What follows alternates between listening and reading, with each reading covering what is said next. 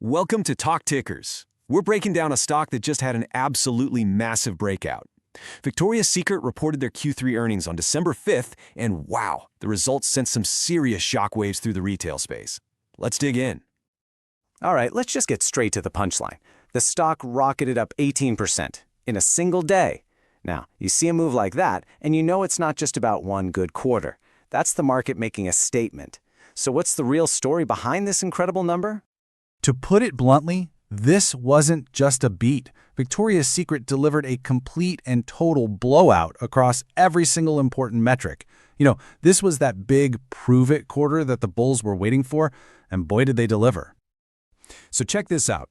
The street was bracing for a loss of 59 cents a share. Instead, Viesco comes in with a loss of just 27 cents. I mean, that's less than half of what everyone was afraid of. A huge beat. And then on the top line, revenue came in close to $1.5 billion, a solid 5% beat, and, more importantly, up a strong 9% from last year. And this chart right here, this is what it's all about. We're talking about momentum. Comp sales grew 8%, smashing the high end of their own guidance. And the really key thing here is that this isn't just a rebound from a terrible year.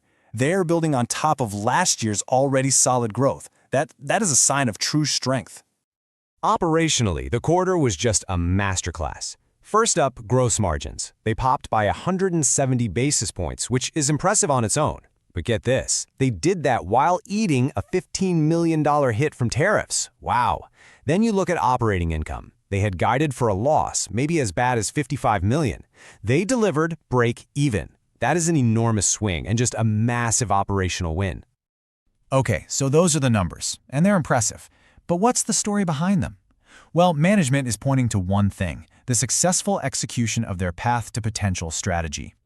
So this whole strategy, it rests on four big pillars. First, it's about reestablishing their authority in bras. That's their bread and butter. Second, they're pouring energy back into the Pink brand.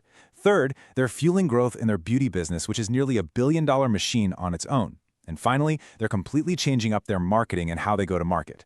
The CEO basically said this quarter was all about firing on all four of those cylinders at the exact same time.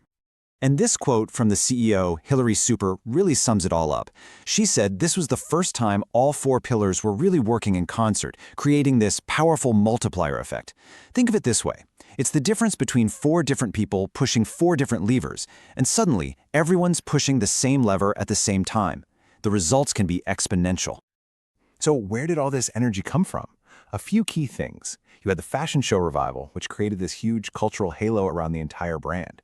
Product innovation, like their new Flex Factor bra, was a huge commercial success. And for Pink, they had these amazing collaborations with LoveShackFancy and the K-pop group Twice that brought in a ton of new energy and, crucially, new customers.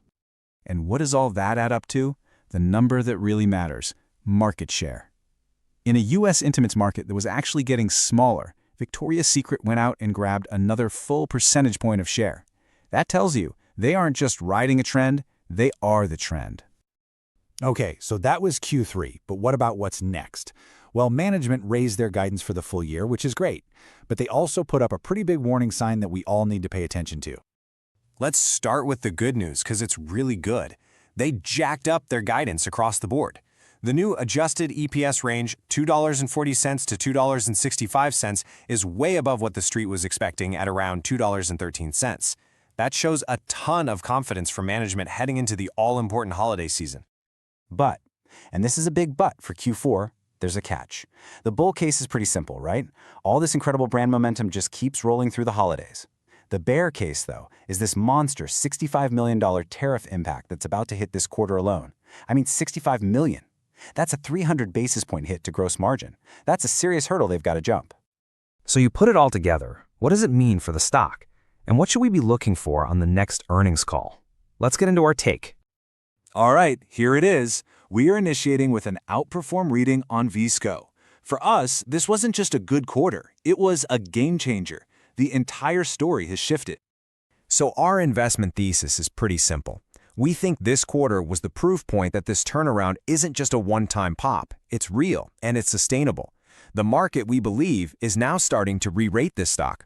It's moving from being seen as this troubled legacy retailer to a durable, powerful brand that can actually get back to dominating the market and driving towards that long-term goal of a low double-digit operating margin. So how do you play this? Well, after the stock's huge jump, options volatility is through the roof right now, so buying plain vanilla calls is going to be pricey. The next earnings report is really the key catalyst where we'll see if they can power through that massive $65 million tariff hit. We think you could look at call spreads. They can help manage the cost while still letting you play for continued upside into early 2026. It's a way to define your risk while betting that the market is still underestimating the long-term power of this story. And of course, we have to say it, this analysis is for informational purposes only. This is not financial advice.